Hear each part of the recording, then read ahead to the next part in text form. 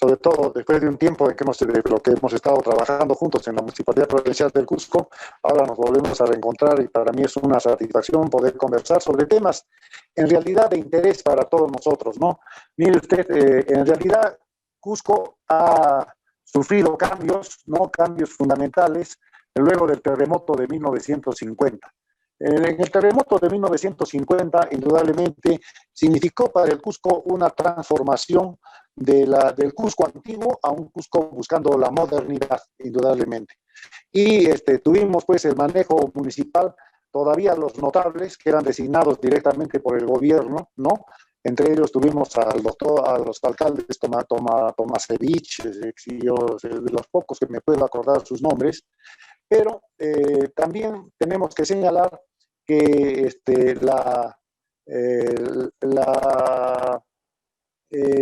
recién en el año 1963, con el primer alcalde electo durante el mandato del presidente Fernando Belaúnde Terry, empieza pues otro proceso totalmente diferente con la intervención directamente de los intereses populares, ¿no? Como se puede señalar. Pero indudablemente los años 50 significaron un proceso de transición que va a llegar a despegar a partir del año 63 con los municipios ya elegidos por el voto popular. Indudablemente nosotros, quien habla, he visto toda esa transición desde los años hasta los años 70, que por razones de trabajo, mejor dicho, de estudios, me fui a estudiar a Lima, a la Academia Diplomática del Perú, y de ahí ejercí funciones tanto en Canadá, en Jamaica, en Naciones Unidas, España, Israel, etcétera, ¿no? Y en realidad para mí hay dos procesos trascendentales que si yo pudiera analizar en mi vida, a lo largo de mi vida diplomática, ha sido la elección del doctor Javier Pérez de Cuéllar como secretario general de las Naciones Unidas el año 1981, en el que tuve especial participación en Nueva York. Y luego también, cuando ya retorno al Cusco el año 96 y entro en la vida política con el Partido Aprista, y participé en aspectos fundamentales finales del gobierno de Alberto Fujimori y la elección de Jorge del Castillo como secretario general del Partido Aprista, partido en el que estuve militando y del que me retiré en el año 2002 sin que eso significara abdicación de mis creencias políticas que no pueden ser indudablemente dejadas a un lado, ¿no? Eso es fundamental y eso es lo que quiero señalar. Pero también tengo procesos que han significado para mí de cierta trascendencia, como es el caso de algo que yo siempre reclamo que no se ha tomado muy en consideración. Es el aspecto vinculado con lo que nosotros conocemos como la Dirección Regional de Cultura del Cusco. Como usted sabe, la Dirección Regional de Cultura del Cusco, actualmente Dirección Regional Descentralizada de Cultura del Cusco, es un apéndice del Ministerio de Cultura. Pero cuando se creó en el año 1964, esa era la Casa de la Cultura del Cusco, totalmente independiente, sin ninguna dependencia del gobierno central. La Casa de la Cultura del Cusco surgió como una respuesta a la creación, apenas entró al gobierno Fernando Belaúnde Terry, de la Casa de la Cultura de Lima. La Casa de la Cultura de Lima, encargándosele en esa oportunidad el mandato de dirigir esa Casa de la Cultura en Lima al historiador Juan José Vega, que usted debe conocer, debe recordar, el famoso autor de la Guerra de los Viracochas. El historiador Juan José Vega manejaba la Casa de la Cultura de Lima y en Cusco surgió un clamor en el sentido de por qué, si la Casa de la Cultura de Lima tenía esa vigencia, esa presencia, por qué Cusco, que es la cuna de la cultura de nuestro país, no tenía una Casa de la Cultura. Y fueron dos parlamentarios, el entonces senador Óscar Arteta Terzi y el diputado Rodolfo Samayoa Loaiza, el año 1964, ambos de las filas de Acción Popular, quienes presentaron una moción en el Congreso para crear la Casa de la Cultura del Cusco. Esa Casa de la Cultura del Cusco fue creada en base a una ley que se dio en el Parlamento de esa época y se asignó una partida de 40,000 soles para sus actividades iniciales de las iniciativas parlamentarias.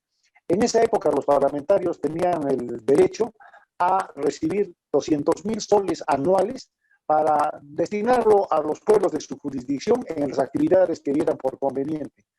Y de allí se nos dio 40.000 soles para proceder a la creación de la Casa de la Cultura del Cusco, y se designó también en ese mismo dispositivo legal la comisión organizadora, que era encabezada por el entonces rector de la Universidad Nacional San Antonio Abad del Cusco, el doctor Jorge Chávez Chaparro.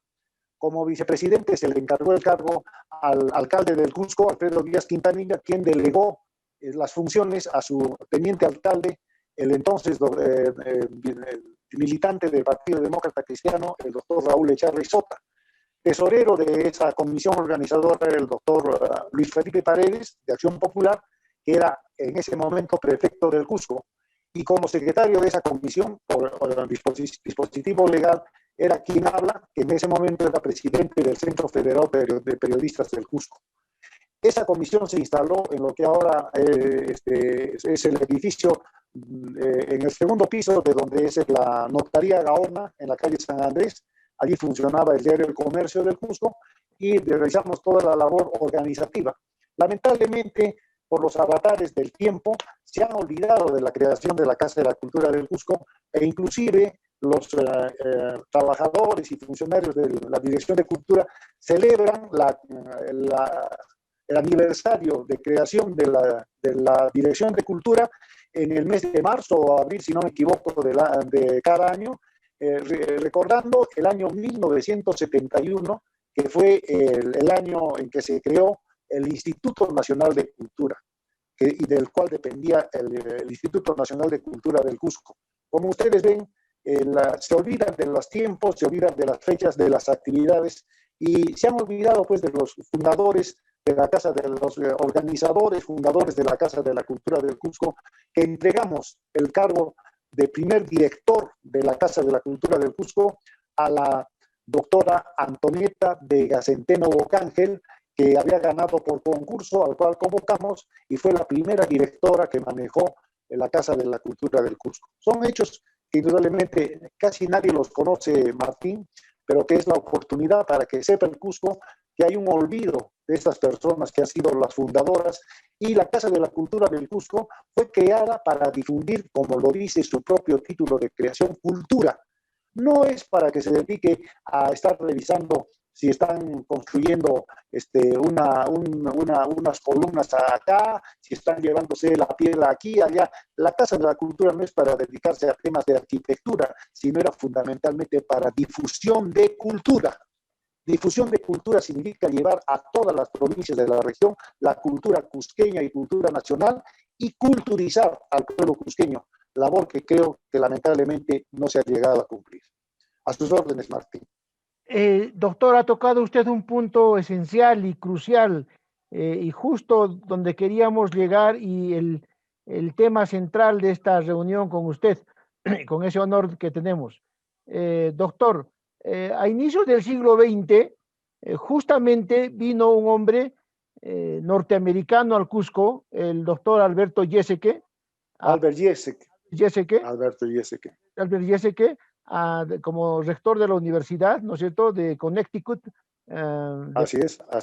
Perdón. Así es. Y se casó con Esther Mato, la sobrina de Clorinda, y a partir de la universidad, que era el centro gravitante de la cultura, la política, la sociedad en el Cusco, y aquí tenemos la Plaza de Armas y la universidad en esta vista, Alberto Yeseke, a Jairam Bingham y a Luis Valcárcel, tres grandes hombres. Justamente se pensó en eso, doctor.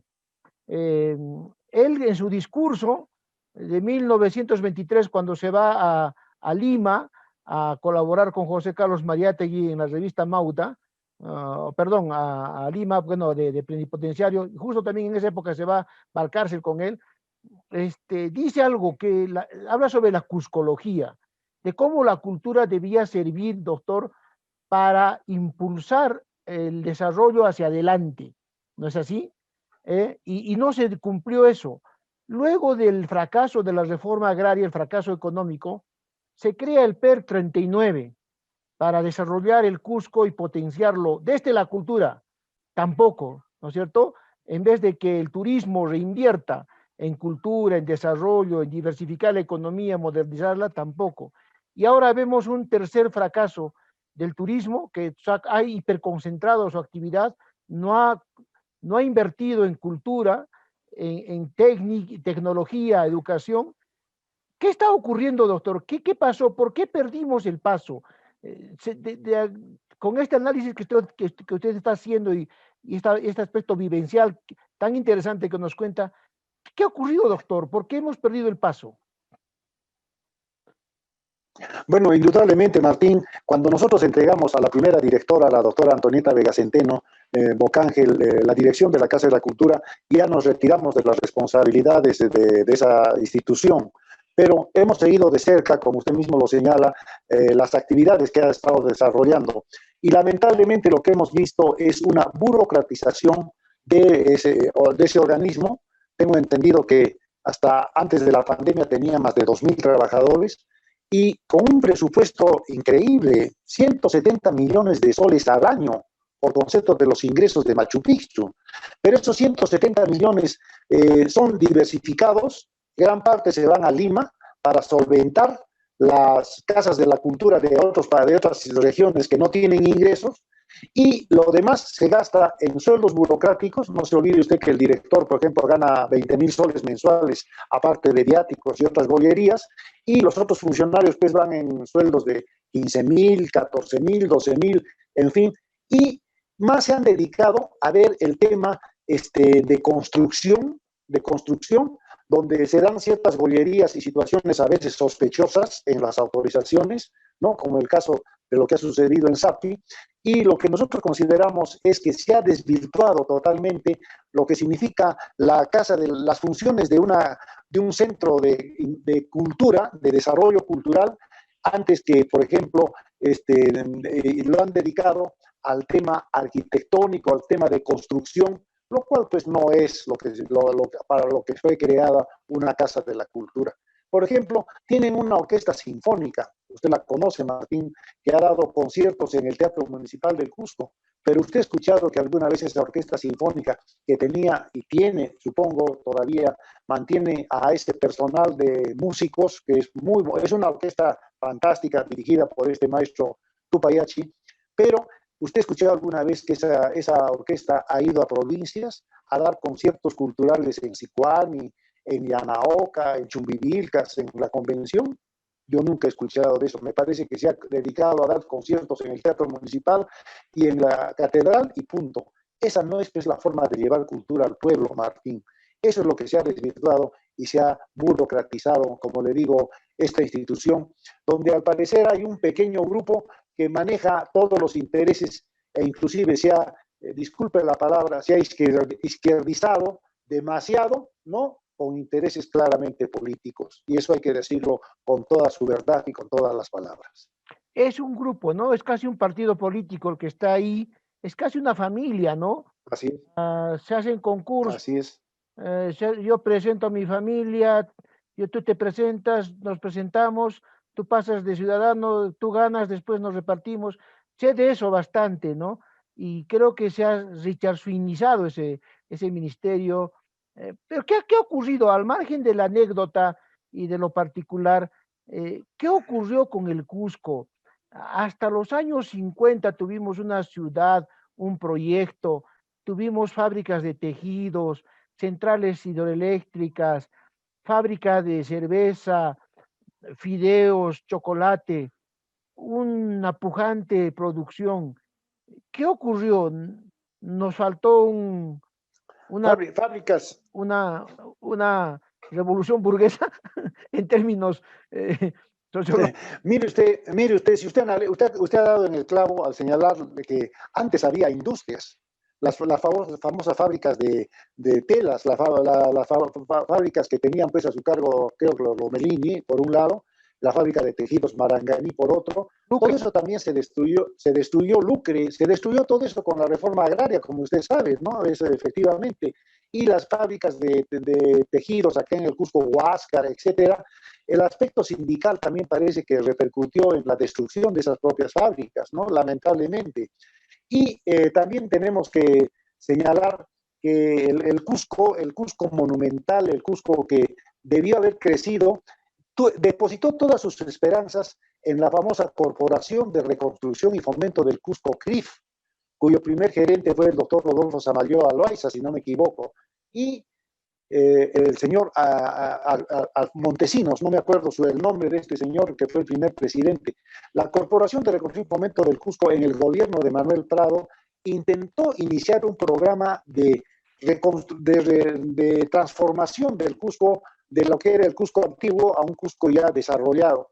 Lamentablemente, una vez más, las interferencias del centralismo capitalino, por un lado, y la burocratización, por el otro, determinaron que esa institución no desarrollara las actividades como se esperaba, y salvo lo que ha sido la obra monumental de la corporación, si no me equivoco, ha sido pues la construcción de la central hidroeléctrica de Machu Picchu, ¿no? Si no mal no me acuerdo, y quizás también la fábrica de fertilizantes de Cachimayo, pero de ahí no se ha avanzado en nada especial. Cusco es una ciudad en que solamente se maneja en función del interés turístico, pero el turismo pues no nos beneficia en gran cosa a nosotros los habitantes de la ciudad, al contrario, porque por el turismo es que las cosas son más caras. Cusco es una de las ciudades más caras del país, y no la más cara, y el precio de los terrenos, el precio de las viviendas, el precio de los alimentos es estratosférico en comparación con otras regiones, Martín, usted lo sabe perfectamente. El turismo a los habitantes mismos del Cusco no les hace tanto bien en el aspecto económico. Si bien da empleo a una buena cantidad de habitantes, también causa malestar económico a otra buena cantidad. Entonces, quiere decir que frente a esos dos impedimentos, el centralismo y la burocratización, ¿usted diría que no tenemos nosotros una clase burguesa, un grupo ilustrado que pueda hacer el recambio?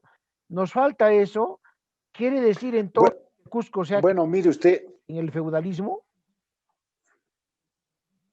Mire usted, en realidad nosotros tuvimos en cierto momento, como usted señalaba en alguna ocasión anteriormente, el tema de la universidad. La universidad ha sido el faro desde el cual se iluminaba y se trataba de difundir las nuevas ideas, los aspectos de progreso y desarrollo para el Cusco. Pero lamentablemente las rivalidades políticas que se dieron en la universidad a partir de los años, de los inicios de los años 60, en que prácticamente desaparece ese manejo apolítico o político sano que se estaba dando, y entra un sector, en este caso el Frente Estudiantil Reformista FER, con figuras que no solamente manejaban pues, los intereses estudiantiles, sino también los intereses de las autoridades universitarias, y esto ha originado que intelectuales, por ejemplo, yo me voy a referir a un solo intelectual cusqueño, que usted lo conoce muy bien y sé que usted es amigo personal de él, el doctor José Tamayo Herrera. El doctor José Tamayo Herrera era una persona que pudo haber hecho mucho por el Cusco, quizás debió ser en algún momento su representante, pero fue maltratado terriblemente cuando fue presidente de la Asamblea Estatutaria Universitaria a nivel nacional, y fue terriblemente vilipendiado, fue maltratado y decidió irse del Cusco. Se fue del Cusco a fines de los años 70, de los años 60, y ya no retornó. Y sin embargo, él ha hecho una gran carrera en Lima como catedrático de la Universidad de Lima, ¿no? Por un lado, y después ha sido 2 veces director de la Biblioteca Nacional del Perú. Intelectuales de esa talla que hemos perdido. Por ejemplo, el caso del doctor Sergio Quevedo Aragón, que fue decano de la Facultad de Letras, un gran antropólogo, una eminencia, que hizo en su momento las famosas trepanaciones craneanas incaicas, las desarrolló también él para demostrar que los utensilios incaicos que se utilizaban para las preparaciones craneanas podían también ser utilizadas en las actividades médicas actuales. Esa muestra de esas trepanaciones craneanas las tenemos en el museo de la universidad, ¿no? Ahí en Cuesta del Almirante, el museo que tuvo a su cargo en cierto momento el doctor Carlos Galimberti Miranda, y el doctor Carlos Galimberti Miranda pues era muy apreciado porque él daba clases de antropología, de historia, que relevaba mucho el tema cultural de la época incaica, Martín. Entonces, somos una sociedad todavía feudal, una sociedad todavía tribal, que no ha logrado comprender lo que es la división de poderes, contrapeso de poderes, inmadura para la república. Bueno, mire usted, Martín, nosotros, disculpe que yo sea bastante crítico, pero alguien en este momento decía, en julio vamos a celebrar 200 años de la independencia de nuestro país. Y yo veía por otra parte que en las redes algunas personas preguntaban, ¿independencia de qué? ¿Independencia de quiénes nos hemos independizado, Martín? Eso es lo que habría que analizar. Porque si usted ve, yo anoche lo decía en el programa Cusco al Día Online, decía, nosotros como sociedad, no solamente el Cusco, sino el país en general, somos una sociedad capitalista, somos una sociedad socialista, no, somos una sociedad, como lo señala Mario Vargas Llosa en algún momento, somos una sociedad eminentemente mercantilista, entendiendo por mercantilismo el dominio de empresas, ¿no?, que manejan la economía del país a su antojo y manejan también la política. Y si usted analiza, usted es historiador reputado y conocido, y usted como historiador sabe perfectamente, Martín, que al iniciarse la etapa de la independencia en nuestro país, el año 1821, y eso lo han analizado muy bien los historiadores, usted habrá leído seguramente el último libro que ha editado la doctora Carmen McEvoy, ¿no?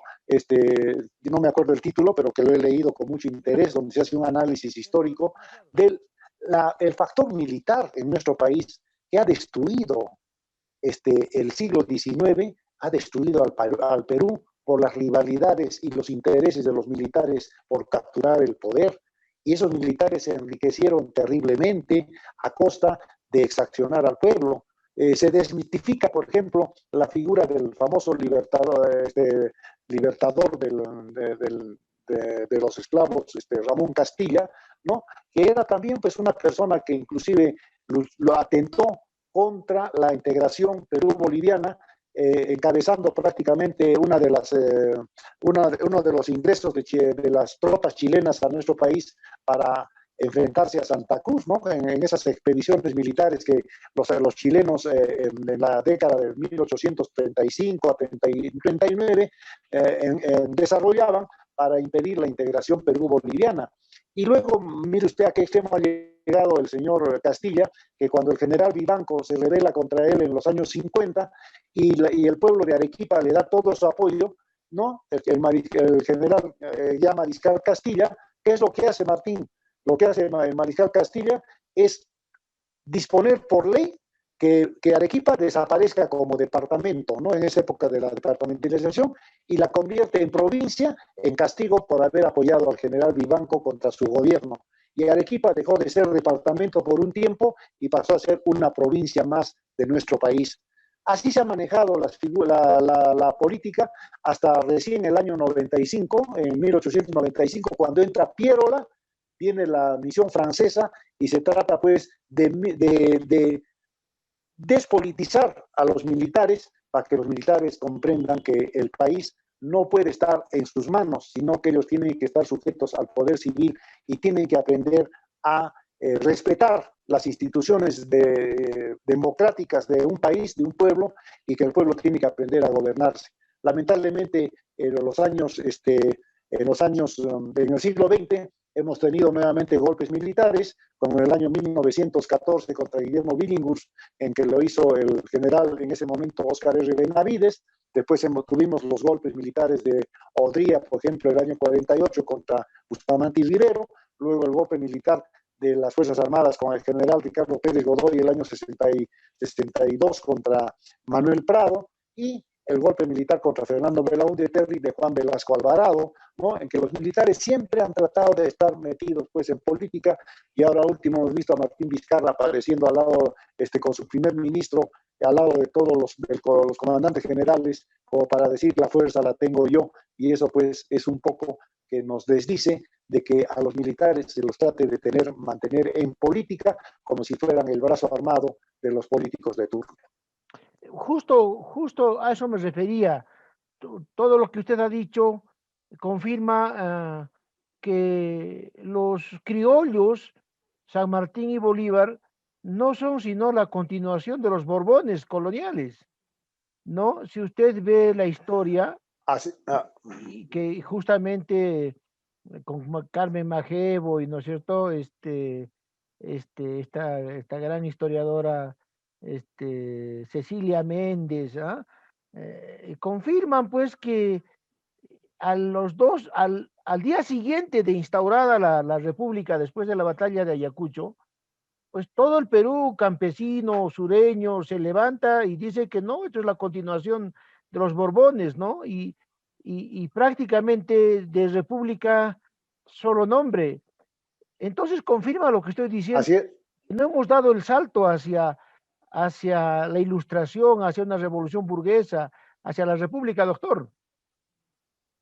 Efectivamente, todavía estamos nosotros en pañales como una república para ser un país desarrollado, distinguido Martín.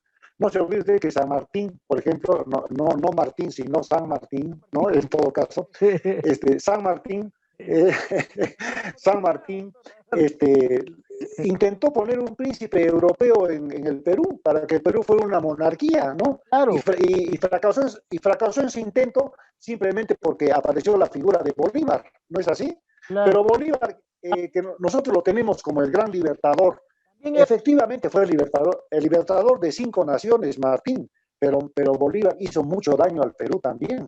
Sí. No se olvide usted que por Bolívar hemos perdido Guayaquil, por Bolívar hemos perdido Bolivia como territorios, e inclusive en cierto momento Bolívar intentó llevarse Jaén y Maynas a Colombia, ¿no? Y si fracasó fue porque ya el pueblo peruano se sublevó contra él a fines del año 1826, y por tanto Bolívar, como figura de la independencia, de que luchó y nos liberó, perfecto, pero después de que nos liberó Martín, el Bolívar hizo mucho daño a nuestro país, y por esa razón su dictadura acabó tan mal con la rebelión que hubo el año 1827 y que instauró un gobierno militar encabezado por el general José de la Mar, ¿no? Esa es la realidad.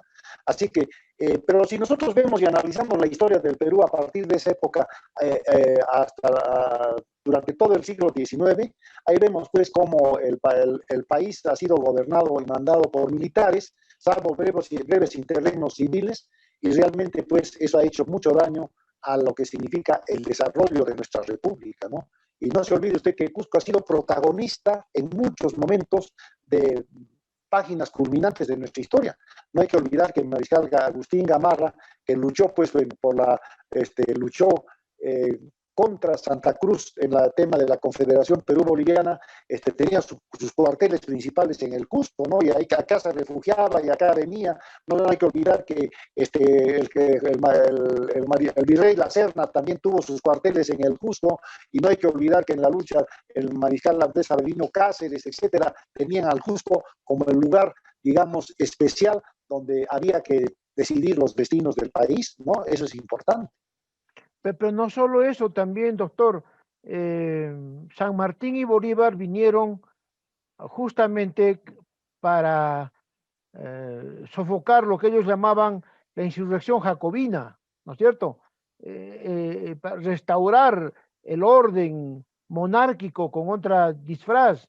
No se olvide, doctor, que él en 1825 vende y les quita las tierras de las comunidades campesinas y masacra comunidades, y Urubamba se llama benemérita ciudad porque fue una legión de ellos a destruir la Confederación Peruano-Boliviana. Y lo que usted dice certeramente, la guerra con Chile no la perdimos en 1781, la perdimos en 1871, sino la perdimos en 1839 con la disolución de la Confederación Peruano-Boliviana. Así es. los propios peruanos, Así es. los chilenos, y les mostraron el camino por donde ingresar, ¿no? Entonces, y no es la primera guerra con Chile, es la segunda guerra con Chile, la que tuvimos en la Confederación, ¿no? Claro, así es. Y no se olvide usted, Martín, que Bolívar abolió la decisión de San Martín de liberar a los esclavos, porque con Bolívar retorna a la esclavitud, que recién el mariscal Castilla la va a devolver la abolición de la esclavitud del año 1854. Bolívar no tuvo ningún empacho en que otra vez volvieran los esclavos en el Perú, ¿no? Y están surgiendo bibliografía con documentación muy probada y seria que demuestra que Bolívar era un carnicero, asesinaba rendidos, niños y mujeres, y hay datos que hay que confirmarlo, que Bolívar incluso hasta tenía actitudes contra la libertad sexual de muchas mujeres. Eh, creo que se está desvaneciendo, ¿no? Esta figura. Entonces, no tenemos nosotros una clase burguesa, doctor. Ese es el punto. O sea, no hemos desarrollado una ilustración. Estamos en orfandad de potencialidades o de condiciones para hacer una revolución democrática y republicana realmente. En realidad, Martín, si usted se da cuenta, nosotros hemos sido dominados durante todos estos 2 siglos por los intereses económicos de una casta que ha manejado el país a su antojo y que solamente ha servido para que se enriquezcan y manejen los intereses políticos de nuestro país.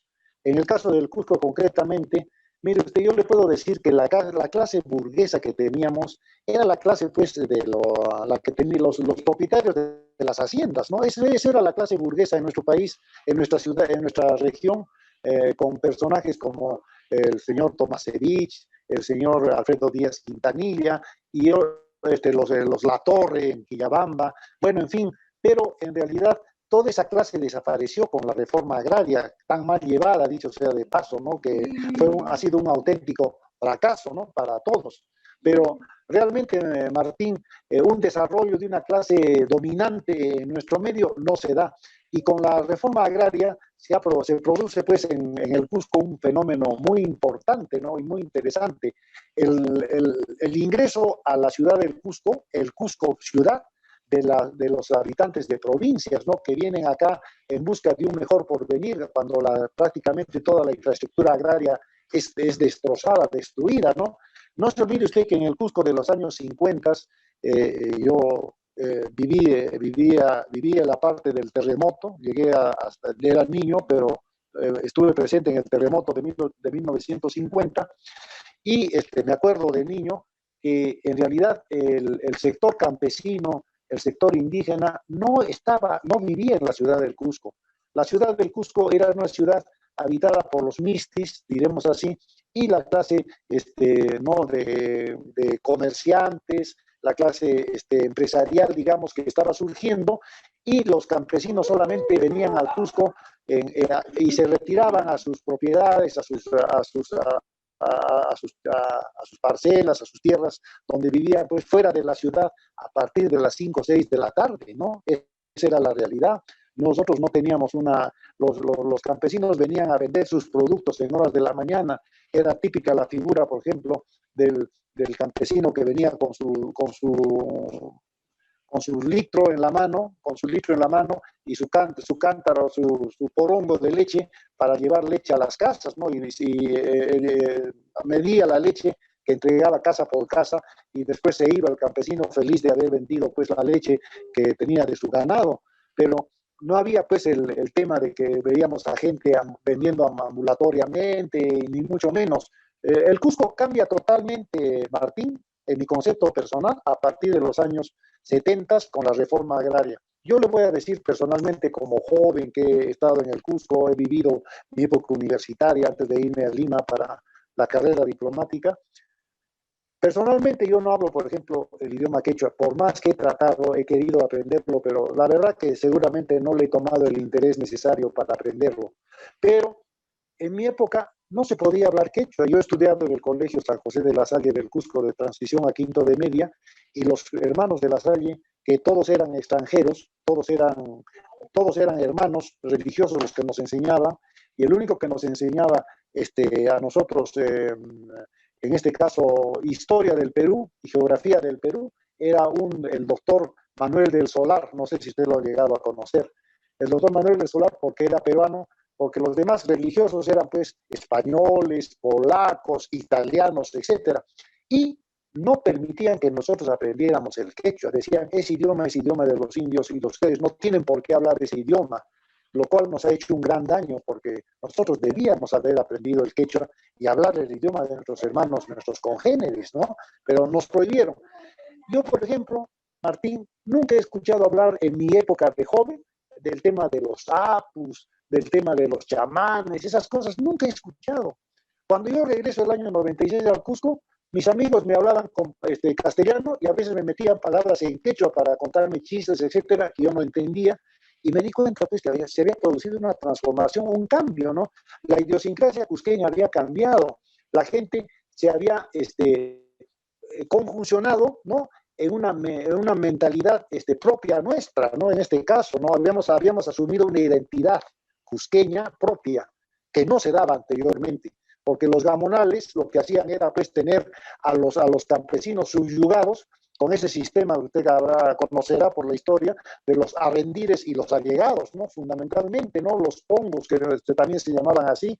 Y entonces, todo eso pues son aspectos que determinan que el Cusco se haya transformado a partir del año 70, de los 70, con la migración campesina, y por eso también tenemos el Cusco también rodeado, todas las zonas marginales de pueblos jóvenes, que no sé cuánto han contribuido al desarrollo del Cusco mismo. La ciudad ha quedado encerrada, y toda la parte marginal, toda la parte alrededor, que no solamente se ve en el Cusco, sino en otras ciudades como en Tacna, en Arequipa, ¿no? Donde, por ejemplo, la migración puneña ha sido tan fuerte que ahora, pues, en las elecciones, los electores puneños son los que manejan quién va a entrar como gobernante en Arequipa, quién va a entrar como gobernante en Moquegua, o quién va a entrar como gobernante en Tacna. Esa es la realidad. Entonces ha habido una integración desordenada, ¿no? Sin norte, Desordenada. una unidad y sin un grupo que lo dirija, ¿no? Entonces, ¿qué está ocurriendo? Así es. Los partidos, ¿qué ocurrió? ¿Por qué, ¿Por qué llegaron a lo que es ahora? ¿Qué ocurrió con los partidos que eran revolucionarios, que tenían ideales, y ahora son clubes de propietarios, de dinastías? ¿Qué ocurrió? Y ahí entrando a esta parte de los partidos políticos, ya para entrar a nuestra parte final de esta jornada, doctor. Mire usted, Martín, por ejemplo, nosotros tenemos en los años 60, los principales partidos que se disputaban las simpatías de la población era el Partido Comunista y el Partido Acción Popular y el Partido Aprista, ¿no? También estaba el Partido Demócrata Cristiano, que tenía como sus figuras principales en el Cusco al doctor Carlos Cayo Tizo, no sé si usted lo ha llegado a conocer, que tenía su casa, su propiedad en la calle San Francisco, en la Plaza San Francisco, y también sus figuras jóvenes, que eran el doctor Valentín Paniagua y el doctor José Tamayo Herrera, y también Eduardo Segarra Balcázar, ¿no? Bueno, en los partidos políticos, por ejemplo, el año 63, ¿cuál es el gran problema que tuvo siempre la izquierda para no llegar al poder en el Cusco? El hecho de que era muy fragmentada. Se dividía pues en diferentes grupos, y cada grupo se sentía dueño de la verdad, y ese era el gran problema. Por eso en las elecciones del 63, ¿quiénes ganan? Gana Acción Popular, y coloca su primer alcalde el señor Alfredo Díaz Quintanilla, un hacendado, pero un hombre muy culto, un hombre muy, muy, muy bueno, una persona ilustre, para decirlo en otras palabras. El año 66 gana Carlos Chacón Galindo, si no me equivoco, como alcalde, que era demócrata cristiano, el FURI en la universidad, y llega a ser alcalde, pero con el apoyo con las banderas del partido aprista, ¿no? Entonces, la izquierda no ha manejado, recién ha entrado, si no me equivoco, al poder con el doctor Daniel Estrada en el año 1984 o algo así, cuando yo me encontraba en la ciudad del Cusco, ¿no? Pero en realidad, después del año de que se retira Daniel Estrada y se va al Congreso, ¿ha gobernado la izquierda? No, nunca ha manejado los municipios de la izquierda, siempre han estado personas como Raúl Salízar, Carlos Valencia, Marina Sequeiros, Luis Flores García, etcétera, pero como usted ve, la izquierda siempre ha estado atomizada. Ese es el gran problema, ese es el gran problema que siempre la izquierda tiene, la atomización, por un lado. Por otro lado, los partidos como Acción Popular, que es un partido que yo lo respeto, pero nunca yo le he considerado un partido con bases doctrinarias. Porque eso del Perú como doctrina, Martín, para mí es una cosa un poco gaseosa, diremos así, ¿no? Entonces, Belaúnde Terry fundó un partido en base a su persona que se ha mantenido gracias a Valentín Paniagua y a otras personalidades, pero que vemos pues actualmente es motivo de profundas divisiones encontradas entre sus líderes por los intereses personales. El único partido que se ha mantenido siempre, pese a todos los avatares y pese a todas las situaciones, es el partido aprista, y eso tienen que reconocer los propios y extraños, porque el partido aprista, pese a que murió allá de la Torre el año 1979, ¿no? Indudablemente el partido aprista ha mantenido una cohesión hasta nuestros días, sin ningún problema, y pese a toda la forma que se ha tratado para destruirlo, el partido aprista se mantiene como un partido que tiene pues doctrina, ideología, principios que se mantienen inalterables sin lugar a dudas. Sí, pero también esta ola de corrupción ha tocado a todas las organizaciones, ¿no? Todas han visto penetradas, filtradas la corrupción, se ha roto la democracia interna y al final ha terminado también con grupos pequeños. ¿Qué está ocurriendo? Tampoco somos capaces de mantener una institucionalidad partidaria, una vida partidaria, democrática y con participación del militante y ciudadano. Es que, Martín, los partidos políticos se han convertido en clubes personales, como usted lo señalaba. Mire usted, pues, por ejemplo, en el caso del Cusco, usted piensa, por ejemplo, que el señor Jean Paul Benavente, actual presidente, gobernador regional, es un acciopopulista de verdad. Él se ha inscrito en Acción Popular faltando meses para las elecciones regionales del año, hace 2 años, ¿no? De Acción Populista no tiene un pelo, pero sin embargo, pues ese es el tipo de militantes que tiene un partido, el Partido Acción Popular en este momento, ¿no?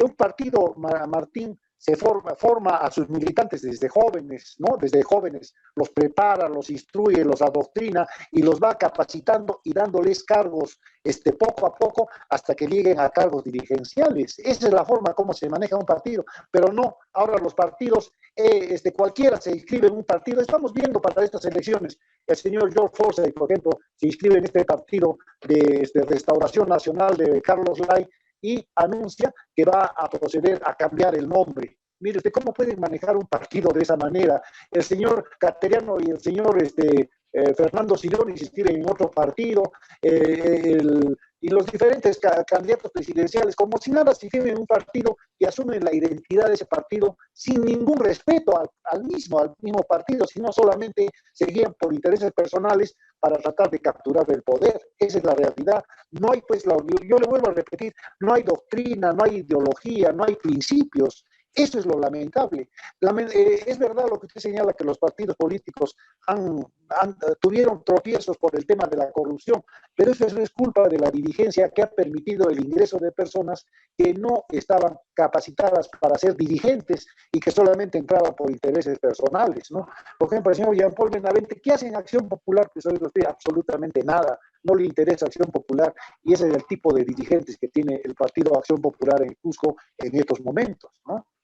Bueno, ya agradeciendo su presencia y reconociendo su prosapia tan importante para hablar estos temas, doctor, lo extrañamos mucho. Eh, ¿es, ¿Es viable el Cusco? ¿Tenemos posibilidades o somos una sociedad feudal con taras irreversibles? ¿Podemos hacer república? ¿Podemos hacer una región? un proyecto de región y qué cosa que va a ser el tema de la próxima Eso, sesión. perfecto, Martín. Yo pienso que sí. Nosotros somos una región viable, una región que puede tener mucho progreso y desarrollo, pero para eso también hay que concientizar a la población de que se tiene que elegir autoridades que realmente no obedezcan a intereses personales o no lleguen allí para llenarse los bolsillos en los municipios, en la región, en los representantes al Congreso de la República. No se puede elegir a cualquier tipo de persona. Tienen que ser personas capacitadas, personas que puedan ir al Congreso de la República a defender los intereses del Cusco, a defender los intereses del país, pero con capacidad, que sean personas capaces de mantener polémicas, que sean capaces de presentar proyectos como debe ser, personas realmente de valía en los municipios igualmente. No podemos tener pues a cualquier monigote que porque pone plata entra pues a manejar una municipalidad y hacer lo que le da la gana, Martín. Y realmente ese es el gran problema que tenemos ahora, la capacidad de nuestras autoridades. Y ojalá que, como usted señala, creando conciencia en la población, se llegue a elegir autoridades correctas. Un tema que quizás podamos discutir en algún momento es el tema del voto a los analfabetos. El tema del voto a los analfabetos dado en la Constitución de 1979 ha sido la causa de que se dé ese tipo de elección que ha venido malogrando hasta nuestros días, ¿no?, la calidad de representación a nivel congresal, presidencial, a nivel municipal, provincial, distrital, etcétera. Lo analizaremos en su momento y yo le agradezco mucho esta oportunidad que me ha dado para poder hablar de estos temas, Martín, que indudablemente son muy, muy interesantes. Doctor, más bien nosotros los agradecidos. Esto se va a transmitir en el Facebook y vamos a compartir el enlace. Y doctor, para analizar ese tema que usted propone, los 70, 80 y todo este viraje que ha tenido la historia del Perú, finales de los 80, donde usted ha estado activo en la política, también quisiéramos reservar la próxima reunión. Eh, Doctor, gracias, nos ha ilustrado, nos ha dado un testimonio de experiencia y de vivencia y lo extrañábamos, doctor, y nosotros muy agradecidos. Gracias. Muchas gracias, Martín. Indudablemente para mí va a ser muy interesante conversar de temas en los 70s, 80s. Yo he estado presente pues, toda la etapa del gobierno de Velasco Alvarado a partir del año 71 en la capital de la República. Después, también, como le decía, el caso de Pérez de Cuellar en Naciones Unidas y situaciones muy interesantes de política que es bueno que a veces la población la conozca en su integridad. Muchísimas gracias, Martín. Muy buenas noches. Muy buenas noches, doctor. Buenas noches con todos ustedes y los esperamos en la siguiente fase y etapa de Cusco Encuentros, pasado y presente. Muchas gracias con ustedes y buenas noches.